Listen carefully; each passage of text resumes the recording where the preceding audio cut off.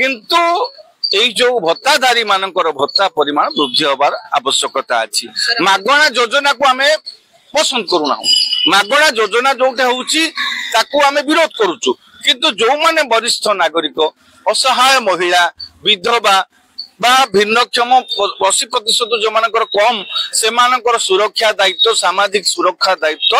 आम मानकर माने राज्य सरकारଙ୍କର एमानक संख्या बहुत कम,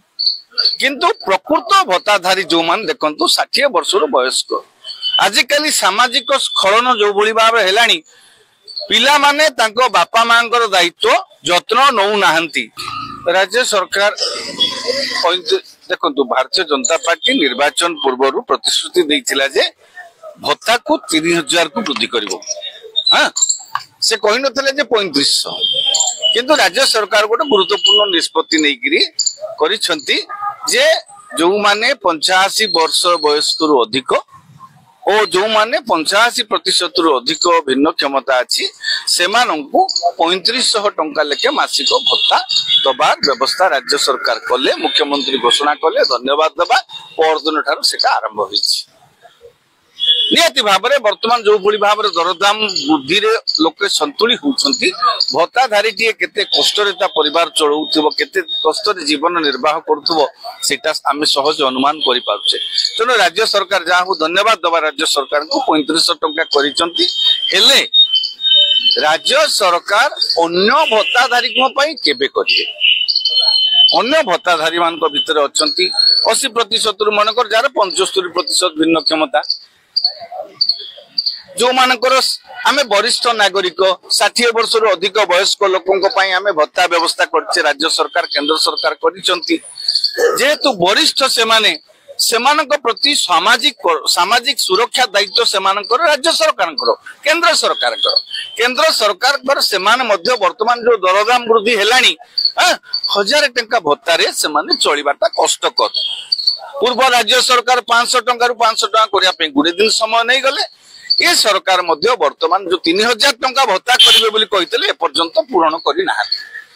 तो निहाती भाबरे राज्य सरकार को विनीत अनुरोध रहिबो जे आपण 3000 करिवे न करिवे भिन्न कथा, किंतु एई जो भत्ताधारी मानकर भत्ता परिमाण वृद्धि होबार आवश्यकता अछि। मागणा योजना को आमे पसंद करूना, मागणा योजना जोटा होउची ताकू आमे विरोध करूचु, किंतु जो माने वरिष्ठ नागरिक, असहाय महिला, विधवा बा भिन्नक्षम 80% जो मानकर कम से मानकर सुरक्षा दायित्व, सामाजिक सुरक्षा दायित्व आम मानकर माने राज्य सरकारଙ୍କର, तेणु राज्य सरकार से मानकर भत्ता बढ़ेबा निहाती आवश्यक। एटा गोटे निहाती भाबरे राज्य सरकार को विनीत अनुरोध। यदि जनसंख्या हार देखिबा ओडिसा रे 80 वर्ष रो ऊर्ध्व हिताधिकारी संख्या बहुत कम हेबो, ए दृष्टि राज्य सरकार को घोषणा कहां से आछे? देखो राज्य सरकार 80% रु अधिक 80 वर्ष रु अधिक कले बुझी परछंत। स्वाधीनता संग्रामी जो माने थिले से मान को भत्ता बढ़ेले, बा आपन को जो माने 77 मसिया रे से जो इमरजेंसी समय जो माने मिसा पिसा रे गिरफ होइतिले से मान को भत्ता से मान को पई भत्ता कले, एमान को संख्या नगण्य, एमान को संख्या बहुत कम, किंतु प्रकृत भत्ताधारी जो मान देखंतु 60 वर्ष रु वयस्क आजिकाली सामाजिक स्खलन जो भली भाव हेलानी,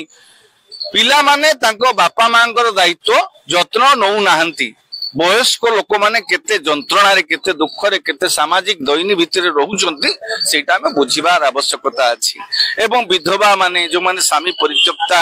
जो माने भिन्नक्षम, जो माने 70-60% भिन्नक्षम से माने कष्ट रे रहउचंती, सेमानक कथा को विचार करबा राज्य सरकार को गोटे बड़ मेजॉरिटी, बहुत बड़ संख्या भत्तारू वर्तमान वंचित होइछन्ति राज्य सरकार भत्ता वृद्धि